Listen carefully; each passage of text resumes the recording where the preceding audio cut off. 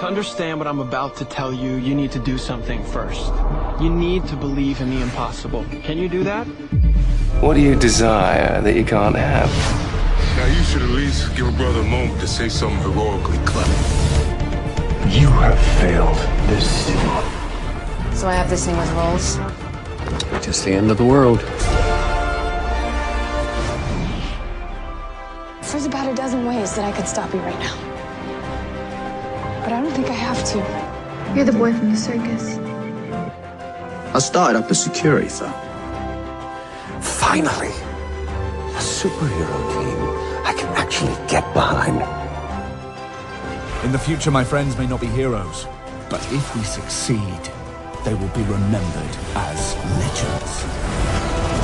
Welcome to the DC TV report for the week ending Saturday, February 8th, 2020. I'm Little Eddie O'Hare, aspiring professional fanboy. And I'm Sarah Netzley, academic by day, writer by night. We're here to bring you recaps, news, and commentary for all live-action television shows based on DC Comics. And we had a light week this week. I enjoyed the light week this week. We have 3 episodes for you. Including a mid-season premiere.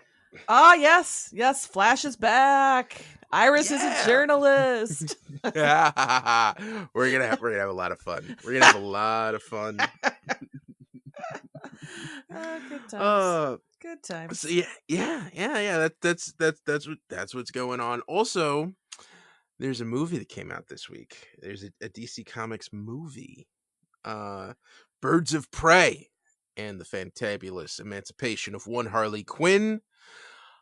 And one of us has not seen that movie yet. So, but I could promise the listeners we will do a DC movie report. That is probably going to drop Monday. So if you're listening to this Sunday, tomorrow you're gonna get to hear us talk about a DC movie. I'm sorry, I haven't gone to the movie yet, everybody. I'll get there today. Well, I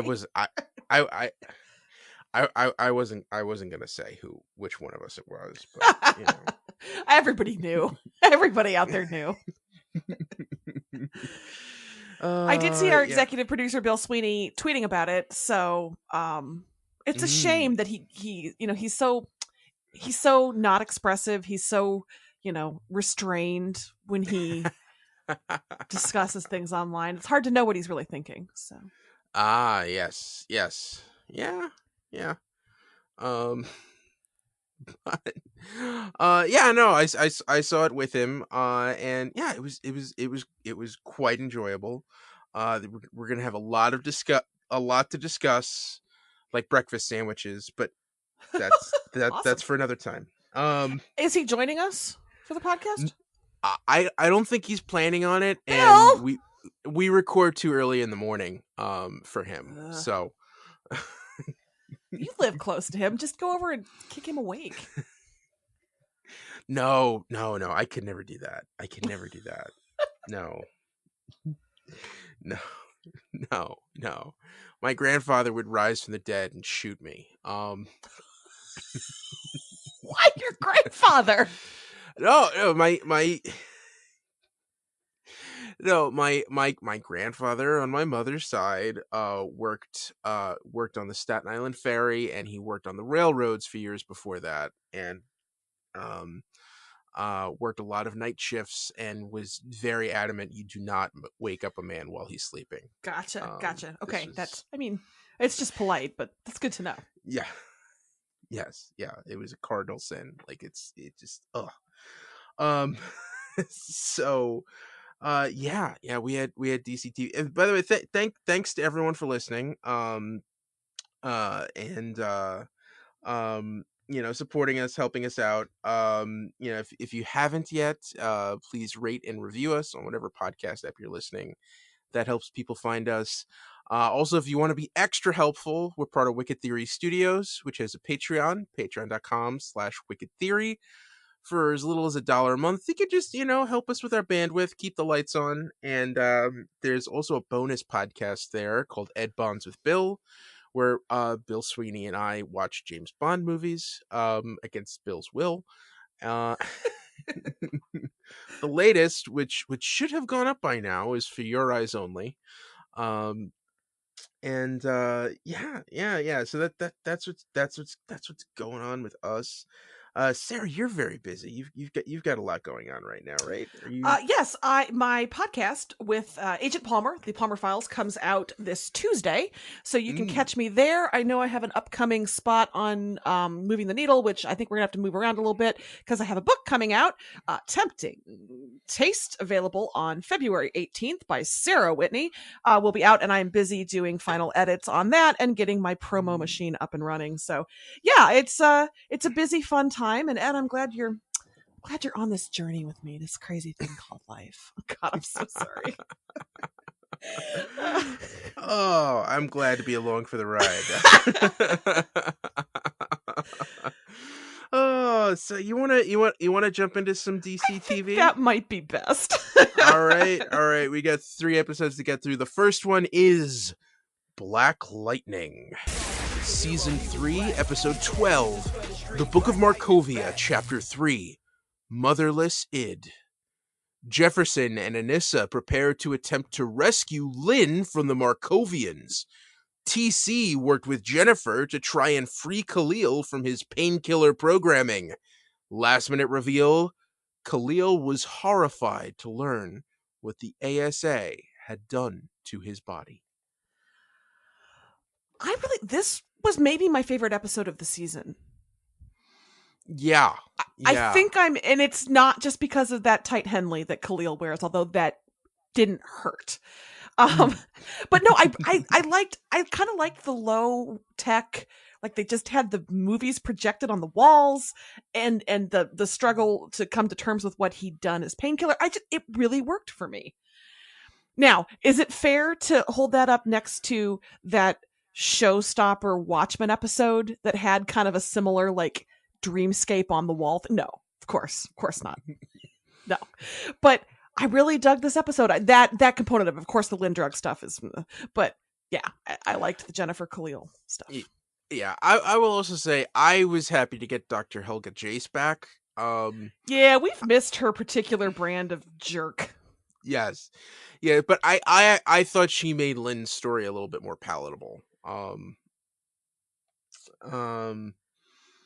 Although it is kind of weird how, like, you know, the second that she takes that hit of green light, she just amazingly her eyes clear up. She looks incredibly more cogent.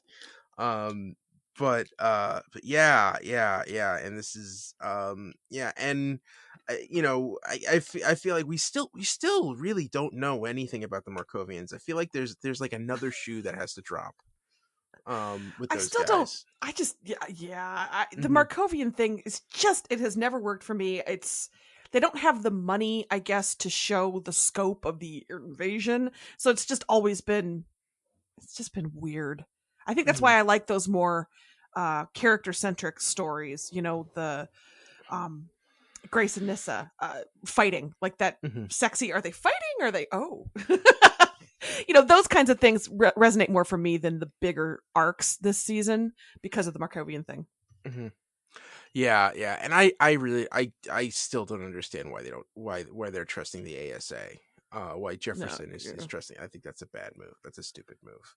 I don't care what kind of support they're giving you. It's just there are other government agencies. You know, why don't we call it the DEO? You know, let's get Supergirl in on this.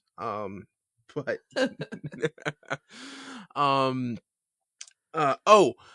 great fight sequence. What did you think of Grace and Anissa kind of like airing out their grievances when Grace wanted to tag along?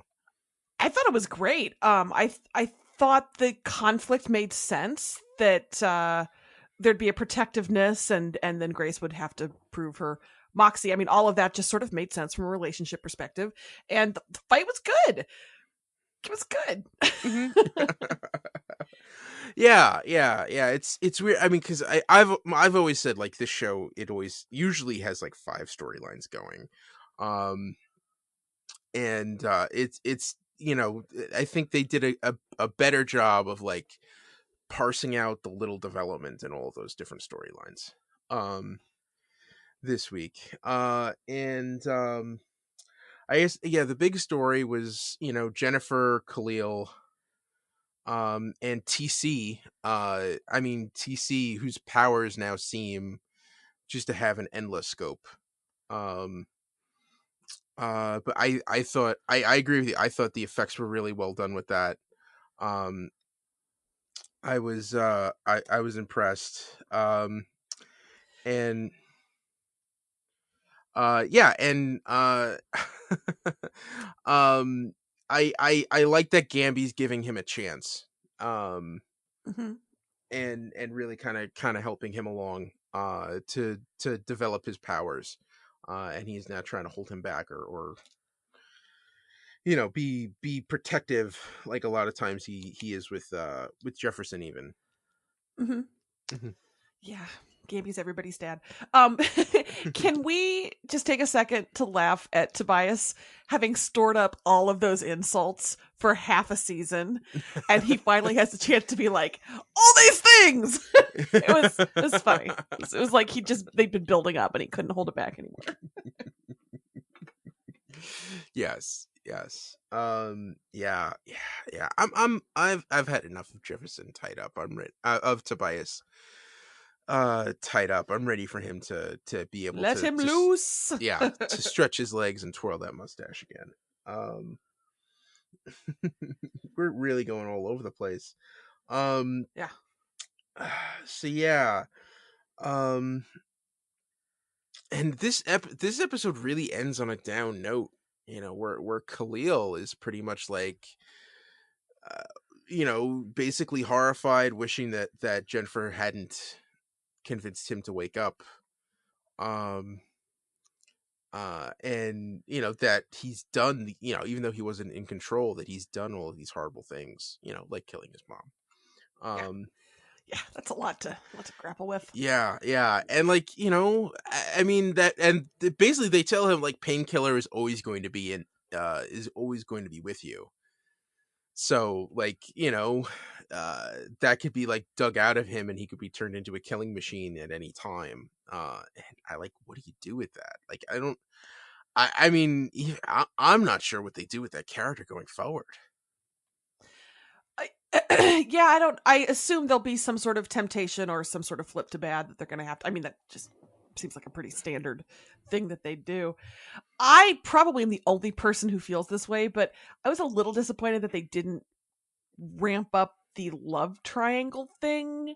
I was the one who was kind of hoping they'd be like, wait, you're back, but I'm with someone else. But oh no, that is the kind of angst I crave. And we didn't really get that. So I guess good for them for going in an unexpected direction, because that probably is the lowest hanging fruit. But I love that low hanging fruit. That is great fruit. So I'm sure there will be other love triangles on other shows or on this show elsewhere. So give it time. Give it time. The man just woke up from a coma. Give it a little time. But Jennifer and Brandon aren't really together. I was waiting for them to anyway. You get it. Yeah. Well, we still need to find out that Brandon's a Markovian prince. I think. Yes. Because he called himself Geoforce, right? So yeah, we know that's coming. All right. Anything more with this episode, or any? No, I don't think so. We do have a tiny bit of kind of news. We are going to see a new addition to the cast next week, and this week. That is Wayne Brady is joining the show as Gravedigger, a bad guy. We've seen a picture of him. He looks super serious. So, yeah. Welcome, Wayne Brady. Yeah. This is a very, very different turn for Wayne Brady. This is not Let's Make a Deal, whose line is in any way Wayne Brady. So I'm excited. I'm very interested to see what he does with this. Yeah, Wayne Brady is a talented fella. I just think of him as like a smiling, laughing, singing talented fella. So, Yeah. Yeah. He probably won't sing. Bummer. All right.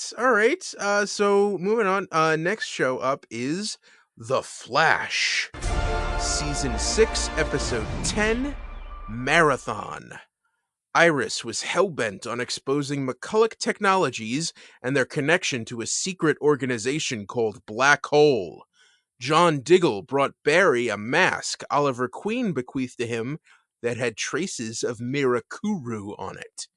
Cisco butted heads with Nash about the aftermath of the crisis. Last-minute reveal, Iris snuck into McCulloch Labs and was attacked by hands coming out of a mirror. Journalists don't run away from the truth, Ed. I swear she said that like 4 times. At least it felt like she said it 4 times. All right, so we got some Central City Citizen going on here. Sarah, break down all the journalistic goodness that happened in this episode.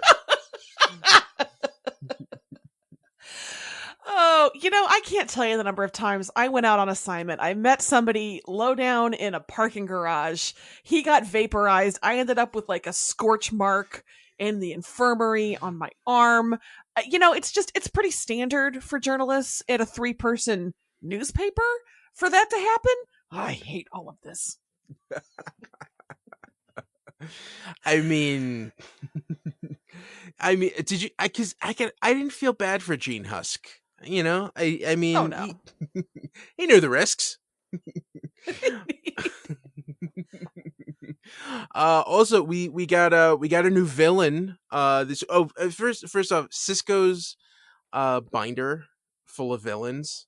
Where they like we're just they're all collected as trading cards. Brought me back to my baseball card collecting days, and when my brother was really into Pokemon cards. So feeling like, oh man, I would do something like that. That was great. But we got to meet Dr. Kamiyo Hoshi, the new Dr. Light. Now, that's Dr. Light, like from Titans, right? Okay, so there are 2 Dr. Lights. So the Dr. Light on Titans is a different Dr. Light. That's a guy. This is the female Dr. Light, which is funny because she emerged during Crisis on Infinite Earths, but she was originally a hero and was a member of the Justice League afterwards. So this is a different spin on that character. Okay. I heard Dr. Light and thought, like that one guy. Yeah. Yeah. She's also like Japanese from Japan and didn't speak English. So that is different as well. So yeah, here she's an assassin who channels her powers through a gun, and it causes people to just disintegrate into beams of light. Yeah, nobody likes that. Is it weird that my favorite moments of this episode, though, were Cisco's Superman shirt and every second that Nash was on screen? Oh, yeah. I'm so glad I was worried we were going to lose the Nash, that Nash goodness after Crisis, but he's back just being his Nash self. Favorite Wells still. So that was delightful. Yeah. Although I will say, I think Cisco really had a point that Nash should probably be in prison. Yeah, I mean, look, he clearly did some things wrong. He probably should have learned from that. I mean, I guess this is no, he would remember. Mm-hmm. He probably should be a little changed. I don't care. He's my rogue Indiana Jones stand-in on my TV every week. Let me have this. Okay. And I mean, the way that episode ended, Cisco looks like he's gonna walk the earth. He's gonna do like Kane and Kung Fu. So, and he left Nash in charge of things. So yeah, that was. Oh, by the way, that one little hologram of the Earth 2 Harrison Wells starting to get smarter.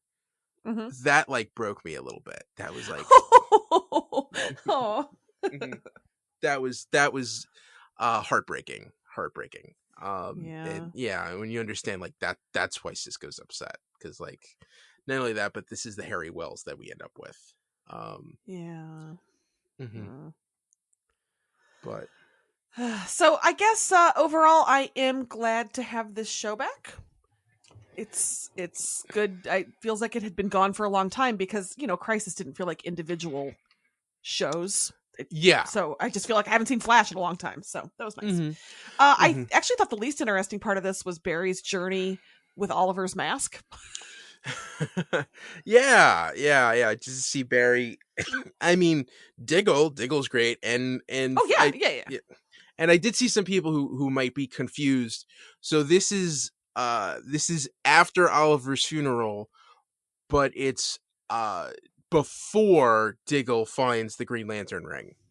He mentions that he's on his way to Metropolis, so he's in mid-move, and he just is dropping off that mask to Barry. So does this mean we're going to see Diggle in the Superman and Lois show? Is this a casting announcement? No, I don't. I mean, possibly. I mean, because that's the other thing. Like, you get a Green Lantern ring, you go off into space. So he is a husband and father. He has responsibilities. He needs to bring home some milk. He can't be off in space. I mean, that is kind of like the weird thing with Green Lantern.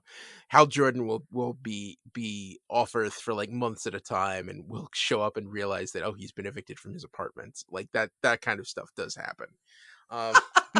It's funny. But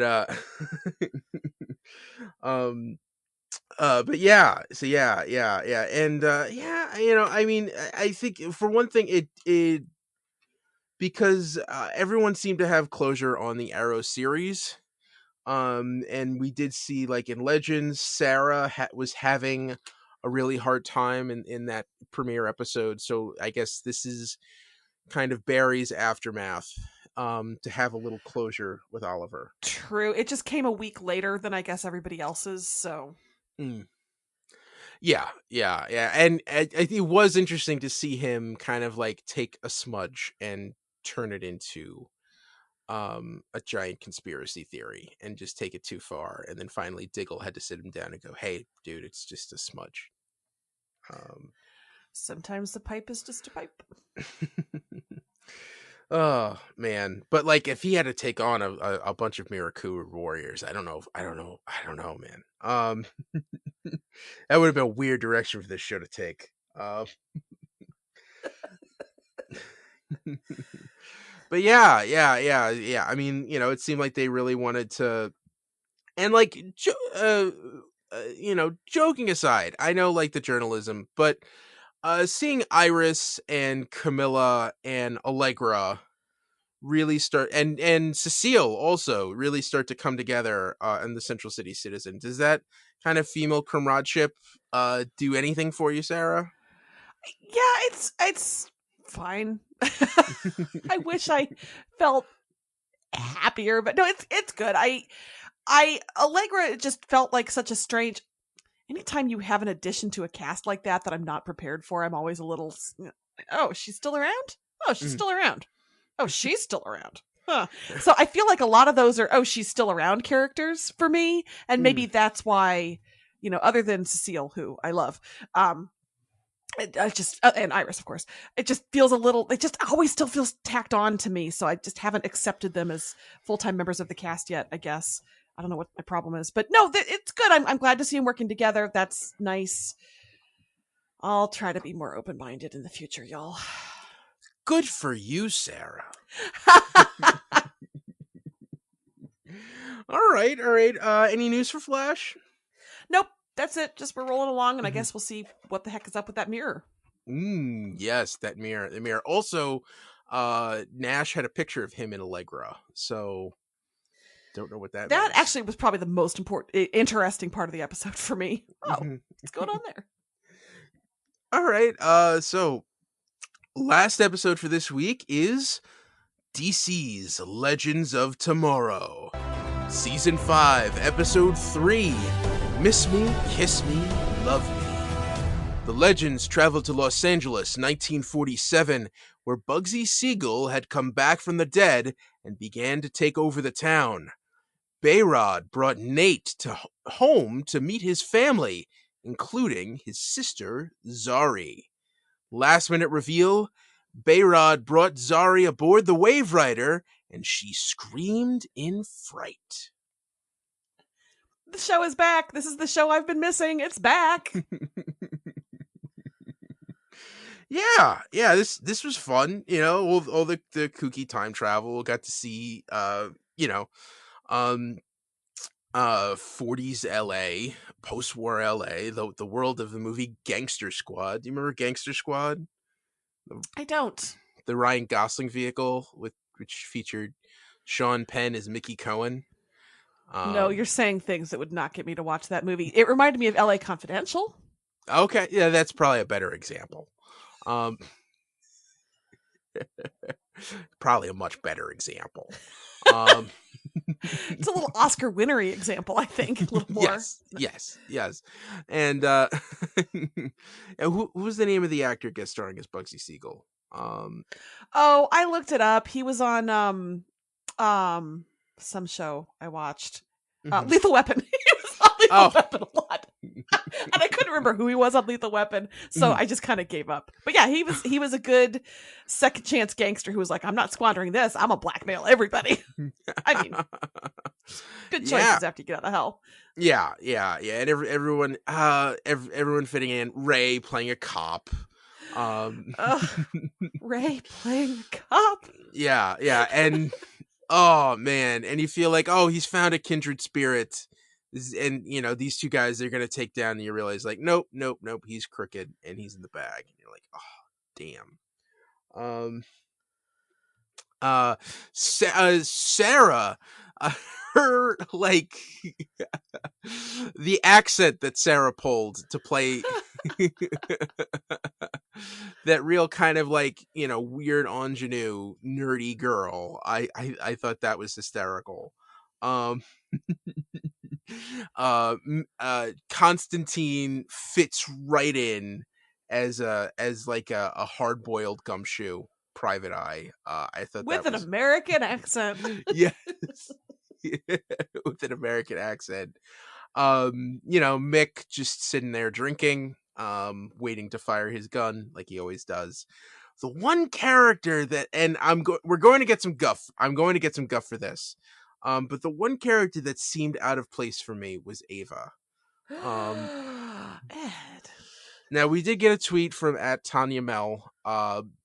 My new sexual identity is Ava, singing a postmodern jukebox version of Poison on Legends of Tomorrow. And it was fun, but it didn't seem to jive with her character. Like I mentioned last week, it just feels like she is whatever they want her to be this week. And I don't know. I think it's fun, but it doesn't feel it just doesn't feel like the really well put together well trained agent that I've gotten used to over the last two seasons. Well, here's my take. I think that's very intentional because she is without purpose and without her agency, and she doesn't know who she is or what she is, so she is going to be flailing a little bit, and she was drunk. I mean, I really think that, that existential question led her to drink, which led her to think she had a handle on it. So I think she is what they need her to be from week to week. Might be her trying to figure out what she needs to be from week to week, if I'm giving a generous interpretation of it. I adored, because we've all been there. You're doing karaoke and you're like, yeah, I'm a 1940s goddess. I am rocking this reinterpretation of this classic 90s hit. Ed, Belle Biv DeVoe was a music group that existed several decades ago that was very important to people of my generation. And then it turns out she's actually just a drunk mess with mascara all over her face. But Sarah was so in love. It was, everything about this was pitch perfect. Just her being like, oh, my girlfriend, she's so drunk. It was really cute. So What I would say to Tanya is, yeah, sexual identity of Ava reinterpreting 90s classics, very good. It comes for me slightly behind Ray Palmer in a 1940s police uniform, but very good. Both of those women were born to wear 1940s fashions, as far as I'm concerned. Sarah and Ava both. But yeah, to your point, Ed, I think she has to find some purpose, and I'm wondering if that's what they're going to be driving her toward. I don't know what that's going to be, but without the Time Bureau, what the heck is she? Okay. Okay. What did you think of the Nate and Bayrod storyline where we find out Zari is an influencer? Oh, I loved it. I've been looking forward to meeting the new Zari, and she did not disappoint. How about you? Yeah. It was kind of sad. Oh yeah, I mean it's tragic, yes. But at least I like that she's smart. I appreciate that we see her intelligence just interpreted through the lens of this life that she's living now. That the Zari we know isn't gone. She just has been shaped differently, but we still see the craftiness, the intelligence, the savvy, all of it. But it has to be so fun for that character though to get to play, social media princess like that. Okay, and Sarah, you work a lot with younger people, so you will know this term better. But I think I'm using it right. Nate came off in this episode as very thirsty. No. No? I don't think you're using it right. Now, keep in mind, I am older than you. So, if anybody was thirsty, I think it's Zari, because she's, like Cher, like that. Nate came off as stalkerish. Well, I mean, that's what you're looking for. That's what I mean. Like, he just seems so desperate to start a relationship with Zari, even though, like, he doesn't know why he was in love with her. All he saw was this message. He has no memory of the previous timeline, if I'm remembering this correctly. Yeah. He just knows that, like, in this other timeline, he and Zari were together, and like just to not think that she might be a completely different person. Yeah, it was kind of a jump, I think, for him to go to, I saw a video, so she must have been important, to I was in love with her. That is a bit of an interpretation.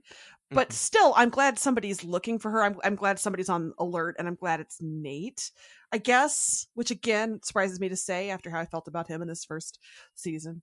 Thirsty Nate would be like a shirtless posing Nate. That would be a little more of a like, hey girl, hey, Oh, okay. I think. I don't know. I'm feeling very hey boomer about all of this. So if anybody younger out there is listening, let us know. Yeah. And what's weird is like Bayrod, it's very interesting because like they're trying to make it feel like Bayrod has had 2 seasons of character development when he hasn't. He hasn't. But I thought the sibling dynamic between him and Zari was very funny and well done. And just the idea he's his family thinks he's at business school. I thought I thought that was cute.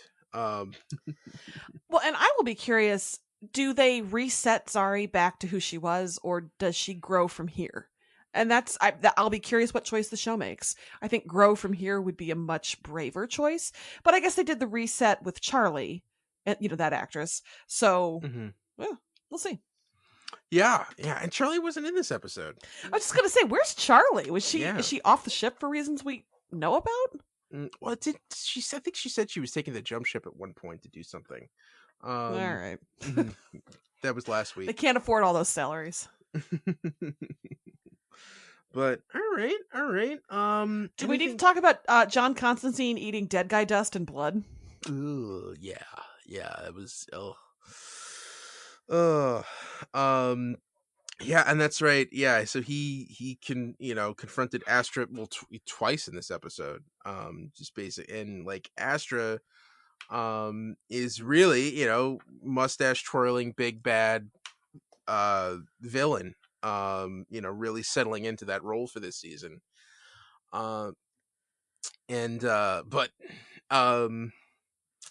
Yeah. So that's yeah. It's just, like, for all is it's very interesting to see like how goofy and bonkers and out there this show is. It still has all of like the heavy dramatic elements from Constantine's original series. I feel like and they're still trying to carry that through. And it does feel sincere. So I can't wait to see how they kind of build that tension out. Because I mean that is the one thing with Constantine's character. I've always said, like, he's a bastard. And he can't help himself, and there is a lot of kind of self-hatred there. And it looks like in this season he's going to be coming to terms with it a lot more, which is good. I'm looking forward to the emotional journey of John Constantine. Yeah. All right. Was anything more for this episode? I don't think so, other than, were those new credits? Were they last week or last episode? Yeah, no, those were new credits, and same with Flash. And and because remember last episode was the documentary. Okay, so they didn't have them at all. Okay, yeah, I noticed the Flash one too. I don't know if that was just an immediate post-crisis thing or if we just have all new credits, but I liked them both. Fun, especially the Legends one. The Legends one was a lot of fun. Yeah, I thought so too. But of course, I mean, Legends can't do anything wrong as far as I'm concerned. So, of course, other than letting Ray Palmer go whenever that happens. So. Well, all right. Any news for Legends? Nope. I think we're ready to move into news. News for the shows. Yeah. So let's start with Batwoman. A little casting news. Nocturna is coming, and she will be played by Kayla Ewall. Kayla, Vampire Diaries fans may know as Vicky Donovan, R.I.P., Justice for Vicky Donovan. It's the second Vampire Diaries connection in 2 weeks because Paul Wesley is going to be directing an episode as well. So they're just fishing off that Batwoman pier, or fishing off that Vampire Diaries pier, apparently. So, all right. Cool. And Nocturna is a vampire. I was just going to say, what do you know about Nocturna? Not much. I just know that she's a vampire and she's been a bad guy in DC Comics for a while. Well, Vicky Donovan also was a vampire for a moment, I believe. So, cool. Next, Supergirl. So, February 23rd, the episode is called It's a Super Life. And it's the 100th episode, and it's going to be kind of It's a Wonderful Life thing. It's with Mr. Mix. Oh, Ed, say it. Mxyzptlk. Thank you. How did the comics teach you all how to pronounce it? Did it have pronunciation guides? I actually learned because in Super Friends, it was Mxyzptlk was the way they pronounced it, which is wrong. I actually learned it when Gilbert Gottfried played the character on the Superman animated series. I hate everything about that. And it's Mxyzptlk. MXYZPTLK. Mxyzptlk. I wish you could see my face right now at what a good Gilbert Gottfried you do and how horrified I am. Why, thank you very much. Oh my god. Go check out his podcast, Gilbert Gottfried's Amazing Colossal Podcast. That's the only way you can say that title, by the way. Okay. Oh, everybody doing okay out there after that? All right. Anyway, so that guy is going to be in the 100th episode, airing on the 23rd. It's going to bring back a lot of familiar faces. The show hasn't been super specific about who that will include, but Chris Wood, who played Mon-El, did confirm, I was around set. I did go to a party after the show, but that's all I can say about that. Now, he is married to Melissa Benoist, so it could have just been there for spousal support, but I'm guessing if we're looking at It's a Wonderful Life situation, life with Mon-El is going to figure heavily in that, would be my guess. Anyway, I'm looking forward to it. Next, this coming week is going to be the second half of the Win arc, and then we get the 100th episode on the 23rd. So look forward to that. Cool. Next show, Superman and Lois. Superman and Lois music. The sons have been cast. Jordan Elsis and Alexander Garfin will play the super couple's children's. And what are they like? They're like 5 years old? No, they're deep into their teenage hormones, I think. Oh, they're teenagers. Wow. I'm guessing they cast them to be like 12 or 13 is my guess. Mm-hmm. Probably. So preteens. All right. So we're talking middle schoolers, who, for those who may not be aware, are the most annoying creatures on Earth. Yeah. Rarely do I look at a show and say, add more kids. So, I mean, I get that's the point of this show, and that's fine. I'll roll with it, but. So, okay. All right. So we're getting, and did you see the names for the two sons? They didn't register with me. Did okay. You? So, Jonathan and Jordan. Which is okay. Well, Jonathan makes sense. Well, he named them after his two dads. I thought that was, Jordan. Mm-hmm. Oh, it's so precious. Yeah. Now,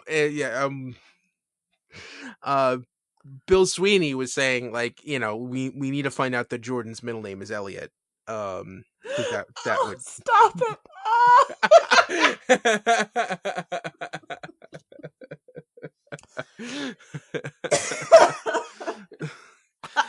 Oh, okay.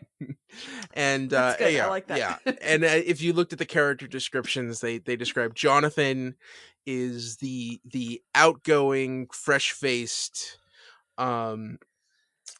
optimistic kid, and Jordan is more of the introverted,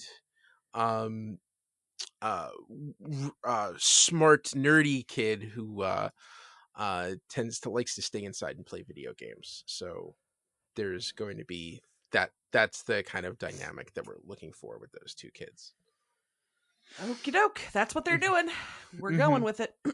Now, question. Do you think Tyler Hoechlin looks old enough to have a teenage son? I have a not safe for work answer there. Okay. I mean, he's probably been handsome for a long time is what I'm saying. So I feel like he'd have opportunities. I wondered this too. Are they going to age up the main, the parents, the adults to have a 13-year-old-ish pair of kids? I don't think that couple looks old enough, but I guess we expect a lot of things from Hollywood, and age accuracy when casting parents and children is not one of them. So we'll see. Yeah, I always thought it was weird because, like, the first time he showed up on Supergirl, Tyler Hoechlin, I always thought I thought he was a little too young for that part because he was meant to be a peer of Callista Flockhart, and it was meant to be like she had a crush on him when they were working together at the Daily Planet. And I thought he in that case he is way too young. Yeah, and and remember it was meant to be like when Kara crash lands on Earth, Superman is already Superman. Mm-hmm. So I mean, you could just say Kryptonian genes, you age much slower, and that he's actually 45. He just looks like he's 30.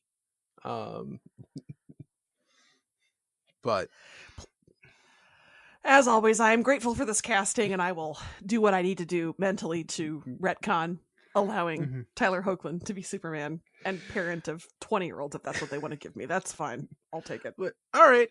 So, but yeah, but this is interesting news. Interesting news to see what they're doing. Yeah, I agree. I agree.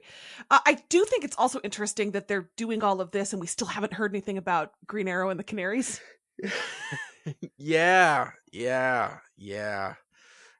I mean, they may wait until, May when the upfronts come, bring that down to the line. I think also, they've got to, CW's got to have other shows in the pipeline. They can't be all DC all the time. Yeah. Or can they? Oh, remember you got the Archie shows. Oh, that's true. That's true. And Nancy Drew. I mean, if they're doing Nancy Drew right now, they've got to have a Hardy Boys coming down the pike, right? But they're gonna call it Hardy Men. That's wrong. The Hardy Bros. The Hardy Studs. You know somebody's workshopping it. Yes. Are you ready to move on? Yes. Hey, let's hop over to DC Universe, where we've got news for Stargirl. Stargirl music. We are going to see a familiar character played by, presumably, a different actor when the show debuts in spring 2020. Solomon Grundy will make an appearance. Ooh, Solomon Grundy. Wow. I'm hoping this character looks very different than he did on Gotham. I'm excited to see what that interpretation is. Solomon Grundy seems like an interesting character, open to a lot of interpretation. Yes, and it is a Golden Age character who would have fought the Justice Society in the 40s, and it seems like they really want a JSA type feel to the show. So yeah, I mean, bring it on. Grundy seems perfect. Cool. Moving over to Doom Patrol. A little bit more casting news. Abigail Shapiro has been cast as the Chief's daughter, Dorothy. Abigail is a child, obviously, and she is mostly known for Broadway-related things, so she's not got a big movie, TV. I guess we're going to know her face, but we don't know it now, probably. Oh, so. She's going to sing. Wayne Brady won't sing on Black Lightning, but she's got to sing, right? I mean, it's Doom Patrol. They're gonna make everybody sing at some point. So it's just the rules. Yep. All right. Yeah. Moving over to HBO Max. Done. On DMZ, we have another bit of casting, music. And that is Benjamin Bratt joining the show as Parco Delgado. He will appear alongside Rosario Dawson in what is shaping up to be one of the most exciting casts I've heard about in a long time. Yeah, I'm in. I was in with Rosario Dawson, Benjamin Bratt. I've loved him since Law and Order. Let's bring it on. Is it sad to say I've loved him since? No, it's not. I've loved him since Miss Congeniality. That's not sad. That movie is awesome. So. Yes. Yes, it is. And the last news we have this week is the biggest and the most disappointing kind of. And that's for Why. Why the Last Man adaptation on FX. Barry Kagan, who was cast as Yorick, the lead, is out. And the show will be recasting its central character. Ed, are we ever going to see this television show? Oh, I hope so. Yeah, it does. But I mean, at this point, you've probably got to reshoot that entire pilot. Because you have. I mean, it's Yorick is the pilot. How can you? I mean. Yeah. Well, also, like, what's weird is, like, with all the press and all the way they've been promoting the show, they've been promoting, like, Diane Lane is the lead, which is weird because her character's in, like, 5 issues of the comic book. Maybe. Yeah. And it feels like, to me, it's like, it's Yorick's the main character. He's the title character. It's just something never really felt right. And that casting felt, I just feel like Yorick's got to have more personality. Like, yeah. If you go back to whichever episode we reported his casting on, I think both of us were like, oh, that guy? Mm-hmm. I never saw it. I didn't see it physically. I didn't see it in the roles I saw that actor in. So in some ways, I would be relieved that they're taking another bite at this apple if the show hadn't had so many other complications thrown at it. New showrunner, just the whole torturous development from comic to maybe a movie, maybe not, maybe show, maybe not. And, I just, it seems like this has become the unfilmable comic property. But if this means they're going to get somebody a little more charismatic, a little more, God forgive me, lightning strike me down, handsome, I'm so sorry. I'm so sorry, Barry Keoghan guy to play Yorick, to kind of match that Quicksilver jokey kind of feel from the comic. This is one of the few that I've actually read, and so I have more thoughts about actor fit on it. And I never saw it with Barry Keoghan. So yeah, I always hoped Anton Yelchin would have been cast in that part. I thought he would have been perfect. He would have been really good. Oh no, I'm sad. Rest in peace. But yeah, hey, Timothée Chalamet, call your agent. Yeah, well, that would be infuriating. Just because that guy is just. Yeah, no, I'm kidding. He would be. No. I mean, he would be good in that part. I just he's infuriatingly handsome. Like it is. Oh well, yeah, of course. I think he's a little too sensitive and insightful, and Yorick is not that at first. I think you need more of a bro, don't you? Mm-hmm. Yeah. Yes. Yeah. Like a nerd bro. Yes. It was weird. It's like Timothée Chalamet, a lot of times when I watch him, especially like Little Women, it's just, you see how like handsome and charming and natural he is. And you're just like, it's not fair. It's not fair. Yeah, I really do want to do a Birds of Prey, Little Women rock block today if I can swing it. I feel like those two tastes would go great together. Yeah, they're both great movies. Little Women was on my top 10 list for the year. Go check it out. I went to see it again, and I brought my mom, and she loved it. So there's a recommendation for you. But in terms of Why the Last Man, let's just see this as an opportunity. This is an opportunity. Yeah. All right, and let's hope they take advantage of it. And FX is not. I trust them to get things over the finish line.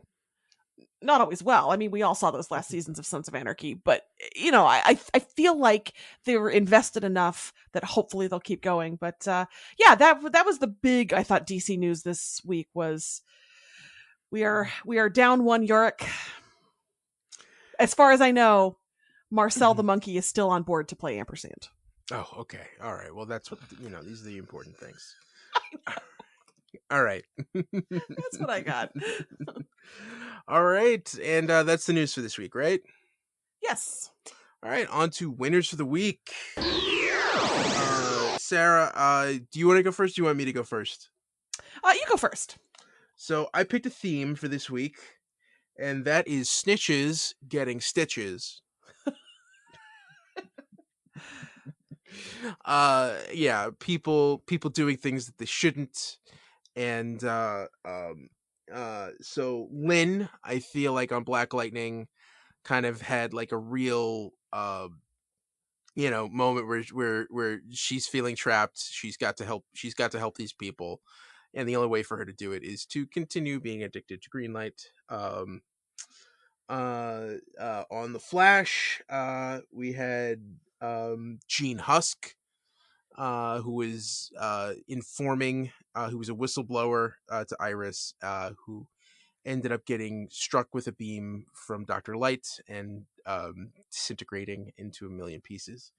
And on Legends of Tomorrow, Jeannie Hill tried double-crossing everybody to get those picks, and she got blows up in that car. R.I.P. Jeannie Hill. My winner of the week only fits for two of the shows, but I'm going with it anyway, and that is the I'm Not Feeling Like Myself award. Mm-hmm. You've got Khalil struggling with the painkiller persona and the Khalil humanity and how to reconcile that, just like who am I and who can I be after all of that. And then over on Legends of Tomorrow, of course, you have Zari, who isn't really aware of what she used to be, but we are. And so to see her behaving in a different way, and Nate kind of looking at her, expecting her to behave in a different way, kind of, sort of, even though maybe he shouldn't know what to expect. I liked that. That's not who you are. How are we gonna winner of the week? Me saying words. All right. Winners of the week. We did an episode. Sarah. Did an episode. And we got another episode to record later in the weekend. I can't wait till you see Birds of Prey and the fantabulous I can't wait till I see it. Of one Harley Quinn. I can't wait to use the word fantabulous all the time. Oh man.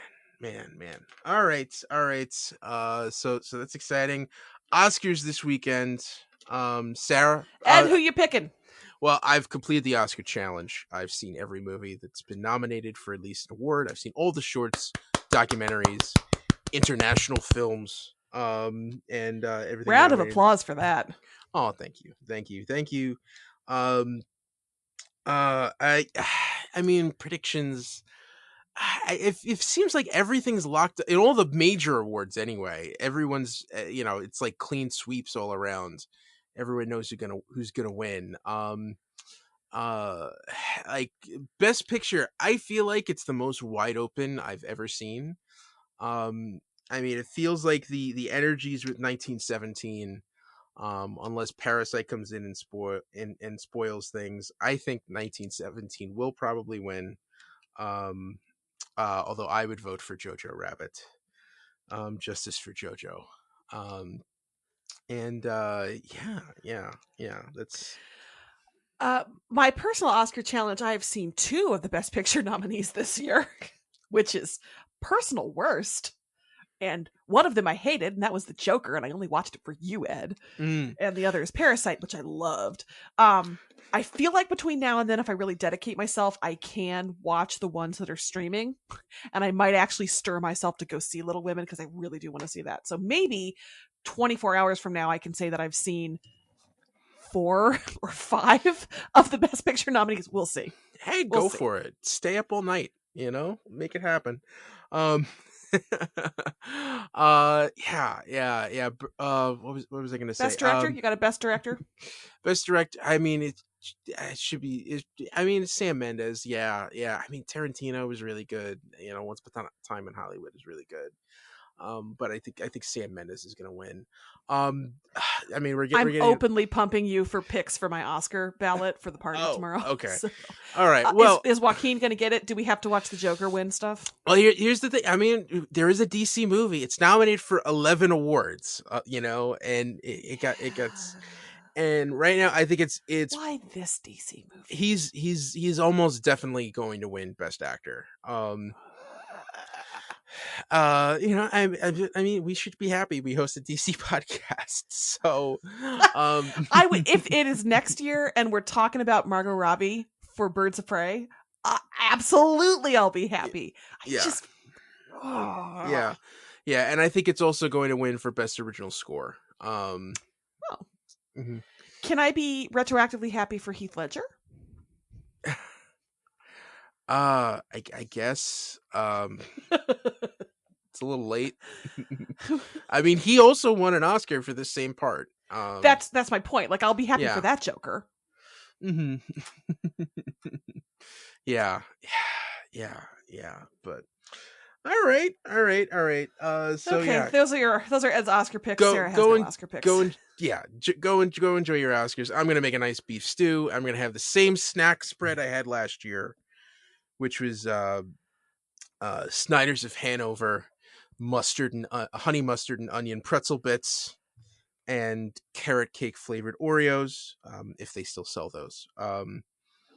And we'll probably get like a Stop and Shop brand Mountain Dew, just to really go off the wall. Woo. My party usually does themed foods. I will be bringing Parasite custard bars. Custard bars. Because that is my specialty. Not the Parasite, the pear custard. Mm-hmm. I haven't seen the list of what other people are bringing, but I'm sure it will be good. All right. Yeah. So all that Oscar bit at the end. We should probably just stop. All right, so that's the DC TV report for this week. You can find us on Twitter. I'm at Little Eddie O'Hare. And I'm at Sarah Netzley, SARANETZLEY. And follow the show on Twitter at DCTV Report. Send along your emails to dctv@wickedtheory.com.